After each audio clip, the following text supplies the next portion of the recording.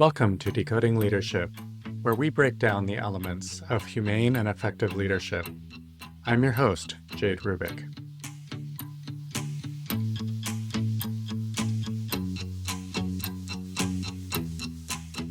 Hello.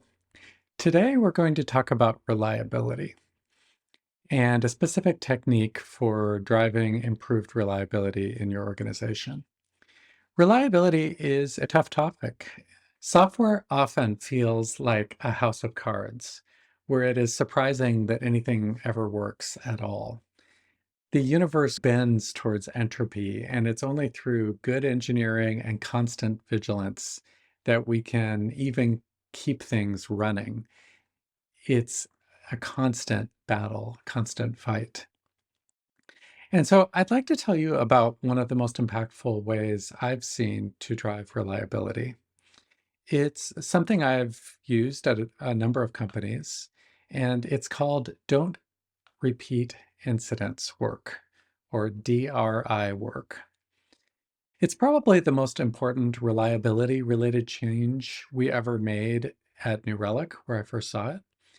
And it's something I've seen used at many companies since.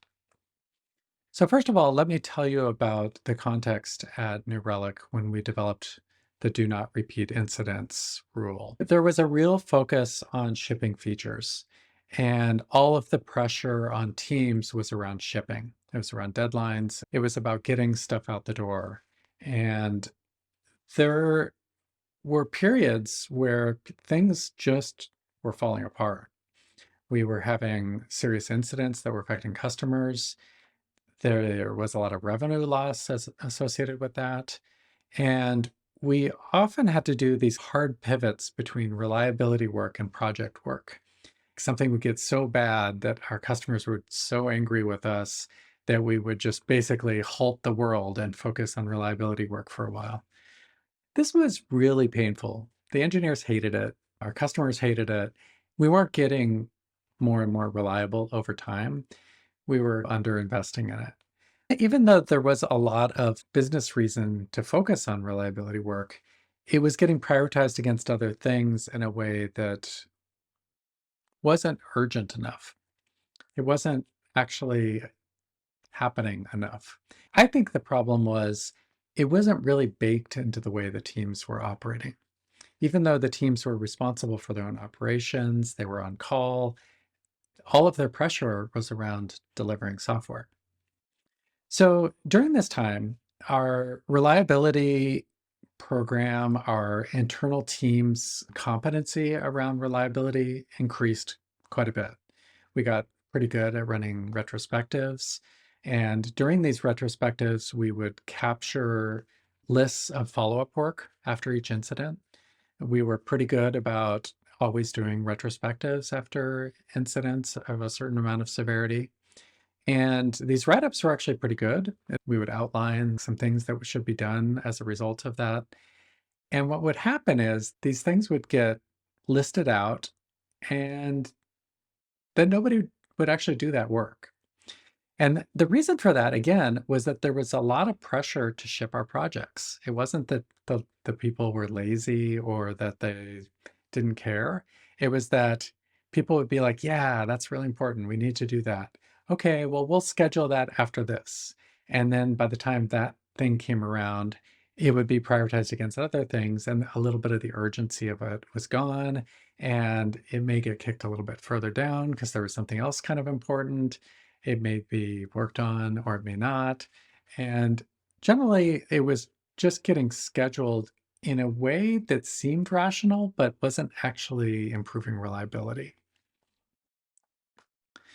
So there were a couple of observations that we made at this time. One was that we often came up with a pretty long list of follow-up work.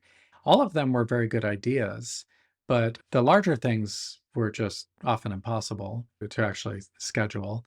And then the smaller things would just fall by the wayside sometimes. Another observation we had is that often we were having really painful incidents about things that we already knew were problems. It was often really painful because we'd be like, we just had an incident for something that we were scheduled to do next week. And it was just like, it's so painful to have something so painful and disruptive when you already knew what the problem was. You just hadn't gotten to it yet. And so we came up with this idea that we called don't repeat incidents, DRI work. And here's how that worked. After an incident, you'd schedule a retrospective. It should be done within a day or two, max. And at the retrospective, the write-up for that retrospective should have listed some action items, improvements we should make, process changes we should make. We want to learn as much as we can from the incident, and the things we learn often should translate into action. So we list out those things. The change we made is that we had this new term called DRI work, do not repeat incidents work. And the rule was after every incident, you should try to identify one, maybe two, but really one DRI item that you want to tag as such. There were a couple of rules around it. One is it really should not be a ton of work. It should be definitely less than a week of work. Ideally, it's like a day of work or less, sometimes a couple days of work, but it's not huge. It's often a Band-Aid. It should reduce the likelihood or the severity of future incidents that are similar to what we just experienced. So basically, you would tag a couple items, usually one, after a retrospective, and those items would be your DRI items. And the rule was that we got everybody to agree on, like product, engineering, leadership, everybody was on the same page about this. The rule for the DRI items was we do that work before we get back to anything else. That was it. That was the change. The idea was, doesn't even matter if you have deadlines. You always do that work before you get back to your project work. And this was actually a really, really nice change. It gave the teams the leverage to actually do that work.